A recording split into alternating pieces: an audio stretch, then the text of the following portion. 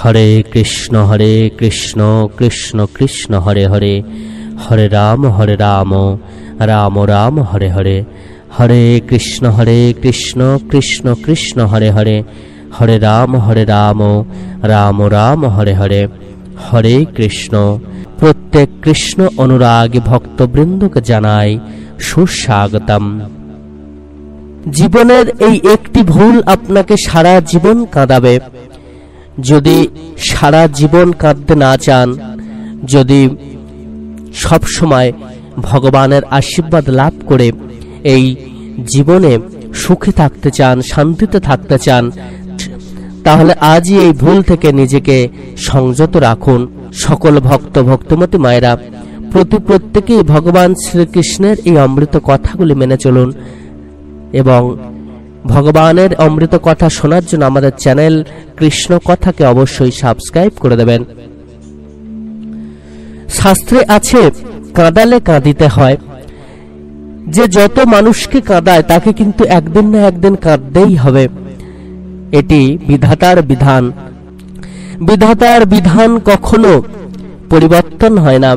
যে মানুষ যেমন কর্ম করবে তাকে কিন্তু তেমন ফল লাভ করতে হবে। যে মানুষ যেমন অন্য মানুষকে কাঁদাবে তাকেও কিন্তু ঠিক একই রকম ভাবে একটি সময়ে কাঁদতেই হবে। আমরা অহংকারের বশে, দম্ভের বশে বিভিন্ন সময়ে মানুষকে কষ্ট দিয়ে থাকি, কাঁদাতে থাকি। এই কান্না কিন্তু একসময় আমাদের সাথেও ঘটবে। তাই কখনো কাউকে কাঁদাতে নেই, কখনো কাউকে দুঃখ দিতে নেই, কাউকে যন্ত্রণা দিতে নেই। ভগবান শ্রীকৃষ্ণ স্পষ্ট করে বললেন, যে মানুষ অপরকে কাঁদায় তাকেও একদিন না একদিন ঠিক কাঁদতে হবে। যে মানুষ অন্য মানুষকে কষ্ট দেয় তাকে ভগবান দেখতে পারেন না, সে মানুষ কখনো ভগবানের কৃপা লাভ করতে পারেন না। তাই তো বারবার করে তিনি বললেন, মানুষকে কখনো কাঁদিও না। বর্তমান যুগে প্রত্যেক ঘরেই দেখবেন বৃদ্ধ বাবা মাকে কাঁদতে হচ্ছে তাদের সন্তানদের জন্য। বৃদ্ধ মানুষের চোখের জল, বিশেষ করে পিতামাতার চোখের জল কিন্তু কখনো বৃথা যাবার নয়। তাদের এক ফোঁটা চোখের জলের যে পাপ সৃষ্টি হয়, সেই পাপ আমরা জন্ম জন্মান্তরেও কিন্তু খণ্ডাতে পারি না। বর্তমানে দেখবেন আমরা শিক্ষিত হয়েছি, প্রচুর পড়াশোনা করেছি, প্রচুর ডিগ্রি লাভ করেছি এবং প্রচুর বড় বড় চাকরি করছি, প্রচুর বড় মানুষ হয়েছি, সমাজের বড় গণ্যমান্য ব্যক্তি হয়ে উঠেছি, কিন্তু নিজের বাবা মাকে আমরা দেখতে পারি না। নিজের বাবা মার আমরা সেবা শুশ্রূষা করি না, তাদের খোঁজ রাখার মতো সময় আমাদের হয় না।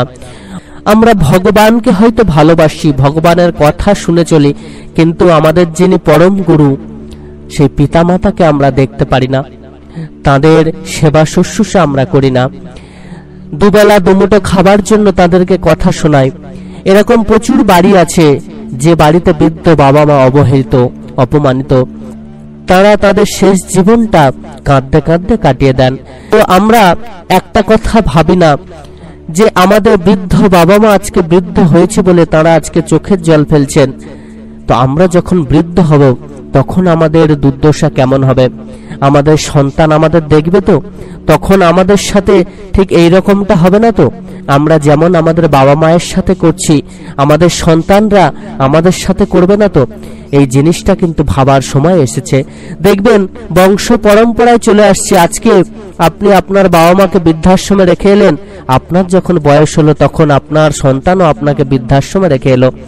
আপনি যদি আপনার বাবা মাকে সেবা শুশ্রূষা করেন, তাদের দেখভাল করেন, তাদের নিয়মিত প্রণাম করেন, তাদের শ্রদ্ধা ভক্তি করেন, আপনাদের দেখা দেখে কিন্তু আপনাদের সন্তানও ঠিক সেইভাবে মানুষ হয়ে উঠবে এবং আপনাদের বৃদ্ধাবস্থায় তারাও আপনাদের সাথে ঠিক সেই রকম করবে।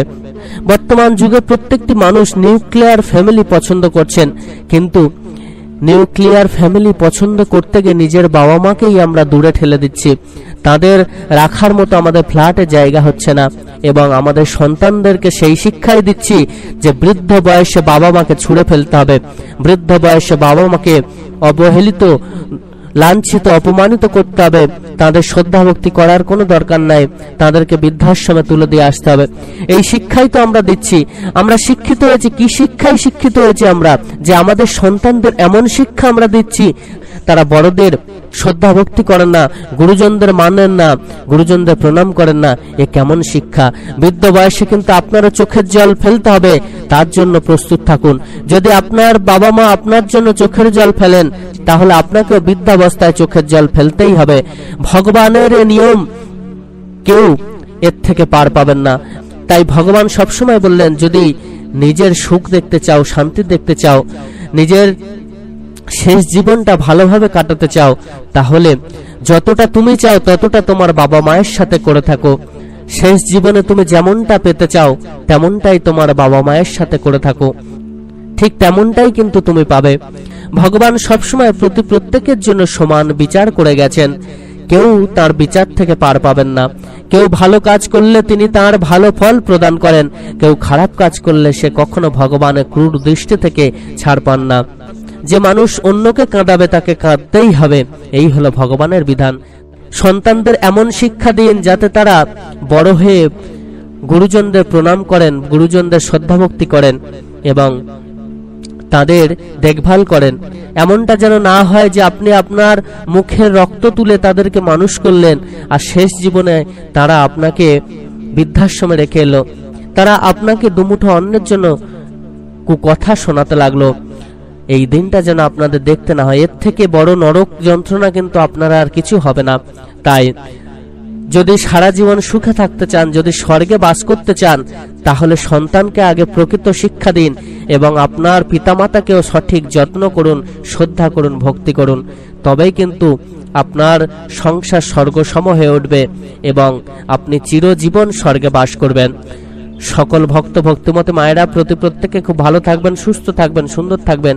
ভগবান শ্রীকৃষ্ণের এরকম অমৃত কথা শোনার জন্য আমাদের চ্যানেলটিকে অতি অবশ্যই সাবস্ক্রাইব করে দেবেন এবং লাইক শেয়ার ও কমেন্টস করে আমাদেরকে উৎসাহিত করবেন। ধন্যবাদ।